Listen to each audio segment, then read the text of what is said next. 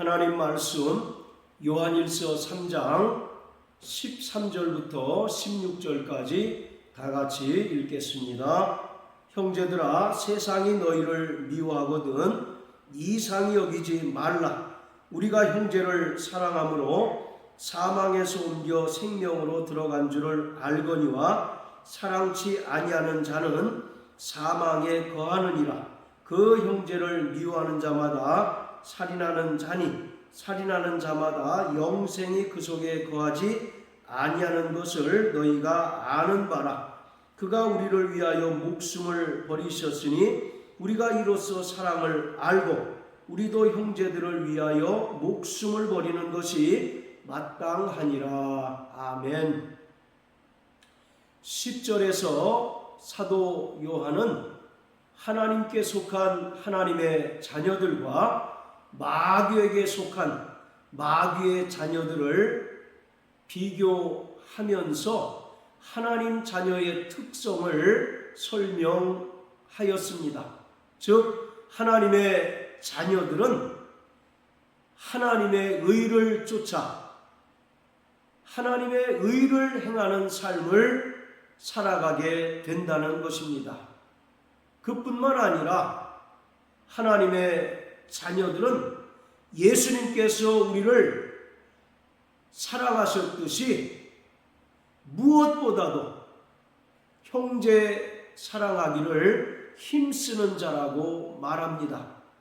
자, 그런데 13절에서 이러한 하나님의 자녀들은 세상으로부터 미움을 받고 또 여러 가지 신앙적인 고난과 박해를 받을 수밖에 없다고 말합니다. 형제들아, 세상이 너희를 미워하거든 이상히 여기지 말라. 하나님의 자녀들이 세상으로부터 미움을 받고 또 핍박을 받는 것은 이상한 일이 아니라 너무나 당연한 일이라고 말하고 있습니다. 이것은 12절에서 말하고 있는 것처럼 가인과 그 아우 아벨의 경우를 통해서 설명하고 있습니다. 가인과 그 아우 아벨은 자기의 소산물로 하나님께 제사를 드렸습니다. 그런데 하나님께서는 아벨과 그 예물은 연락하셨지만 가인과 그 예물은 연락지 아니하셨습니다. 그래서 가인은 심히 분노하여 그 아우 아벨을 죽이게 되었습니다. 이처럼 하나님의 자녀들은 불의한 세상으로부터 또 마귀에게 속한 마귀의 자녀들로부터 미움을 받고 핍박을 당하게 될 것입니다. 자, 그렇다면 하나님의 자녀들이 왜 세상과 또 마귀에게 속한 자녀들로부터 핍박을 당할 수밖에 없는 것일까요? 이것은 하나님의 자녀들은 예수 그리스도의 영원한 속죄로 말미암아 본질상 의로운 자가 되었기 때문입니다. 우리도 과거에는 마귀에게 속하여 본질상 진노의 자녀였고 더러운 육체의 정욕에 끌려 살던 자들이었으나 하나님의 아들 예수 그리스도께서 자기 몸을 단번에 희생 제물로 드리셨고 또 영원한 속죄를 이루셨기에 우리는 그 은혜를 믿음으로 말미암아 이제 본질상 의로운 존재가 되었고 하나님의 자녀가 되었기 때문에 세상으로부터 미움을 받는 것입니다. 그뿐만 아니라 하나님의 자녀들은 세상 사람들과는 달리 이 세상의 가치관을 따라 살지 않고 철저히 하나님 나라의 가치관을 따라 살려고 힘쓰고 또 하나님 말씀에 순종하며 하나님의 의를 쫓아 행하는 자들이기 때문에 세상으로부터 미움을 받고 또 여러 가지 박해를 받을 수밖에 없는 것입니다. 물과 기름이 결코 섞일 수 없는 것처럼 하나님의 자녀들도 이 땅에서 나는 것으로 먹고 입고 마시지만 본질적으로 하나님 나라의 시민권자로서 하나님의 거룩하심과 같이 모든 행실에서 거룩함을 추구하는 자들이기에 세상 가치관에 함몰되어 세상의 방식으로 또 마귀의 특성을 따라 살아가는 이 세상 사람들로부터 미움을 받고 또 핍박을 당하는 것은 너무나 당연한 일인 것입니다. 이것은 예수님께서 요한복음 15장에서 제자들에게 하셨던 고별 설교와 맥을 같이 하고 있습니다. 자, 요한복음 15장 18절부터 20절까지 읽겠습니다. 세상이 너희를 미워하면 너희보다 먼저 나를 미워한 줄을 알라. 너희가 세상에 속하였으면 세상이 자기의 것을 사랑할 터이나 너희는 세상에 속한 자가 아니요 도리어 세상에서 나의 택함을 입은 자인 고로 세상이 너희를 미워하느니라.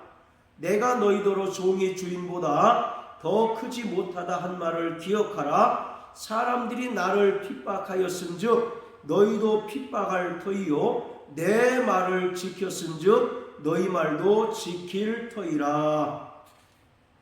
예수님께서 이 땅에 그리스도로 오셨지만 메시아로 오셨지만 세상 사람들은 예수님을 환영하지 않고 오히려 철저히 미워하였습니다. 그래서 예수님께서도 제자들에게 너희가 이 땅을 살아가는 동안 세상으로부터 미움을 받을 터인데 너희가 세상으로부터 미움을 받을 때 너희보다 먼저 예수님께서 세상으로부터 미움을 받은 것을 생각하라고 말씀합니다. 그러면서 너희가 이 세상에 속한 자라면 세상으로부터 사랑을 받을 것이지만 너희는 이 세상에 속한 자가 아니라 하나님 나라의 백성이요 또 그리스도 예수께 속한 자들이기 때문에 세상이 예수님을 미워한 것처럼 세상이 예수님을 핍박한 것처럼 너희도 마땅히 세상으로부터 미움을 받고 또 세상으로부터 핍박을 받게 되리라고 말씀하셨습니다. 자, 또 갈라디아서 4장을 다 같이 보시겠습니다. 갈라디아서 4장 28절부터 31절까지입니다. 형제들아 너희는 이삭과 같이 약속의 자녀라. 그러나 그때에 육체를 따라 난 자가 성령을 따라 난 자를 핍박한 것 같이 이제도 그러하도다. 그러나 성경이 무엇을 말하느뇨? 계집종과 그 아들을 내어 쫓으라. 계집종의 아들이 자유하는 여자의 아들로 더불어 유업을 얻지 못하리라 하였느니라. 그런즉 형제들아 우리는 계집종의 자녀가 아니요 자유하는 여자의 자녀니라. 바울은 구원받은 성도들을 약속의 자녀라고 설명합니다. 그리고 성령을 따라 난 자라고 설명하고 있습니다. 반면에 세상에 속한 자들은 육체를 따라 난 자라고 말합니다. 따라서 말세가 되면 육체를 따라 난 자, 즉 세상에 속한 자들이 약속의 자녀요 성령을 따라 난 자들인 하나님의 자녀들을 미워하고 철저히 핍박하게 되리라고 말하고 있습니다. 아브라함에게는 이스마엘과 이삭이라고 하는 두 아들이 있었습니다. 이스마엘은 그 계집종인 하갈이라고 하는 여인의 몸을 통해서 난 아들입니다. 반면에 이삭은 아브라함의 부인인 사라의 몸을 통해서 난 약속의 자녀였습니다. 둘 다 아브라함의 자녀이지만 계집종의 자녀인 이스마엘은 아브라함의 그 기업을 상속받지 못할 자이지만 이삭은 사라의 몸을 통해서 난 약속의 자녀이기 때문에 아브라함의 모든 재산과 모든 권리를 상속받는 후사입니다. 따라서 육체를 따라 난 계집종의 자녀인 이스마엘이 이삭을 핍박하였습니다. 창세기 21장 9절에 보면 이스마엘이 이삭을 희롱하였다라고 기록합니다. 여기서 희롱하다라고 하는 말은 핍박하다라는 의미로서 이것을 본 아브라함이 하갈과 이스마엘을 내어 쫓았습니다. 그것을 바울이 설명하면서 약속의 자녀요 또 성령을 따라 난 자인 하나님의 자녀들은 이 세상에 속한 자들로부터 미움을 받고 또 핍박을 받는 것이 너무나 당연한 일이라고 설명하고 있습니다. 자, 이처럼 구원받은 성도들, 즉 하나님의 자녀들은 이 세상으로부터 철저히 미움을 받고 박해를 받게 될 것입니다. 자, 그러면서 14절부터 16절까지는 하나님의 자녀들인 구원받은 성도들은 철저히 형제와 그 이웃을 사랑하는 자가 되어야 할 것을 권면하고 있습니다. 사랑은 율법의 완성입니다. 로마서 13장 10절의 말씀처럼 바로 사랑은 율법의 완성이며 또 마태복음 22장을 통하여 주님께서 말씀하신 것처럼 사랑은 율법과 선지자의 강령입니다. 그뿐만 아니라 우리가 아직 죄인 되었을 때에 그리스도께서 우리를 위하여 죽으심으로 하나님께서 우리를 향하신 자기의 사랑을 확증해 주셨다고 말씀합니다.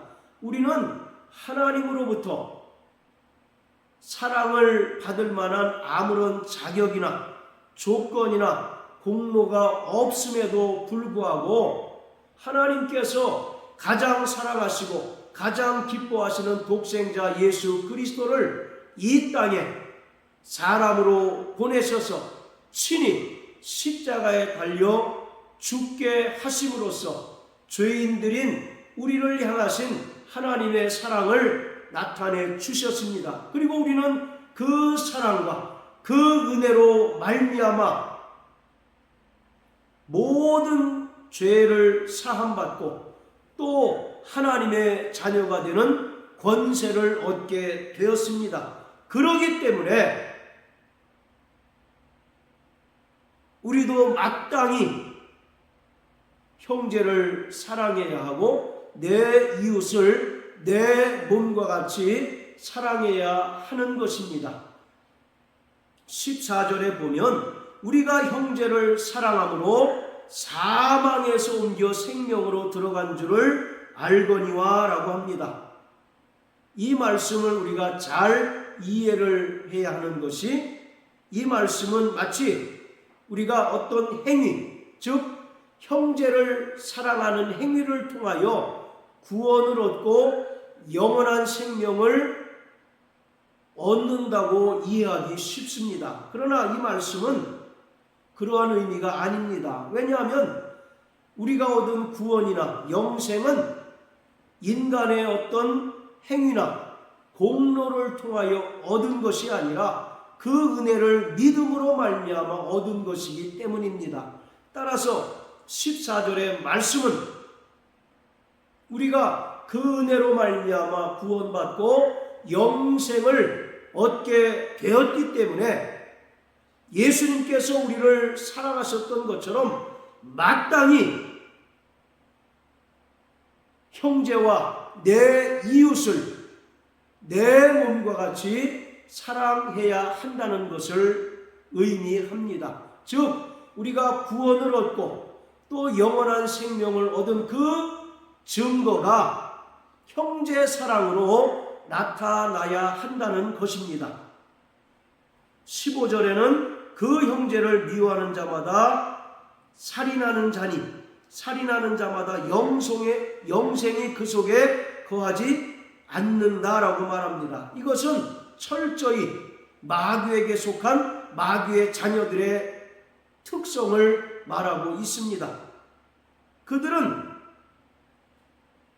마귀에게 속하여 마귀의 특성을 따르는 자들이기 때문에 형제와 이웃을 사랑할 수 없고 미워하고 또 철저히 살인하는 자들입니다. 마귀는 헬라어로 디아볼로스라고 합니다. 이것은 이간자, 파괴자라고 하는 뜻을 가집니다. 마귀는 철저히 예수님의 뜻을 거스리고 대적할 뿐만 아니라 예수님께서 은혜로 구원받은 자들을 교회로 모으셨지만 마귀는 철저히 파괴하는 자요 흩어버리는 자입니다. 그러기에 마귀의 특성을 닮은 마귀의 자녀들은 결코 형제를 사랑하지 않고 결코 이웃을 사랑할 수 없고 도리어 이웃을 미워하고 또 이웃을 살인하는 자들입니다. 자, 그러면서 마지막 16절에 그가 우리를 위하여 목숨을 버리셨으니 우리가 이로써 사랑을 알고 우리도 형제들을 위하여 목숨을 버리는 것이 마땅하다. 즉 예수님께서 우리를 위하여 목숨을 버리시기까지 하심으로 우리를 구원하시고 또 우리를 천국 백성이 되게 하셨으니 우리도 그 사랑으로 말미암아 이와 같이 하나님의 자녀가 되었으니 우리도 마땅히 형제들을 위하여 목숨을 버리는 것이 마땅하다라고 말합니다. 여기서 목숨을 버린다는 것은 우리에게 친절을 베풀고 또 우리를 사랑하는 자를 사랑하는 것뿐만 아니라 우리가 도무지 용서할 수 없는 자, 도무지 사랑할 수 없고 도무지 우리가 친절을 베풀 수 없는 자마저도 사랑하고 용서하고 친절을 베풀어야 한다는 의미가 담겨 있습니다. 우리는 본질상 진노의 자녀이었기에 하나님의 사랑을 받을 만한 아무런 요소가 없던 자들이었습니다. 그러나 하나님께서 우리에게 아가페의 사랑을 나타내 주셔서 그 사랑으로 우리가 이렇게 하나님의 자녀가 되었고 천국 백성이 되었기에 마땅히 우리도 형제를 위하여 또 이웃을 위하여 목숨을 버리는 것이 구원받은 성도들, 하나님의 자녀들의 바른 삶이라는 것을 요한이 말하고 있습니다. 마태복음 18장 끝절에 보면 너희가 마음의 중심으로 형제를 용서하지 않으면 너희 천부께서도 너희를 용서하지 않으신다라고 말씀하고 있습니다. 도무지 사랑할 수 없는 자, 용서할 수 없는 자마저 사랑하고 용서하는 것이 바로 주님의 사랑이요 또 용서이며, 우리는 그 사랑으로 구원받고 또 죄에서 탕감을 받은 자이기 때문에 마땅히 형제와 자매를 위하여 또 이웃을 위하여 목숨을 버리는 삶을 살아가야 합니다. 자, 요한복음 15장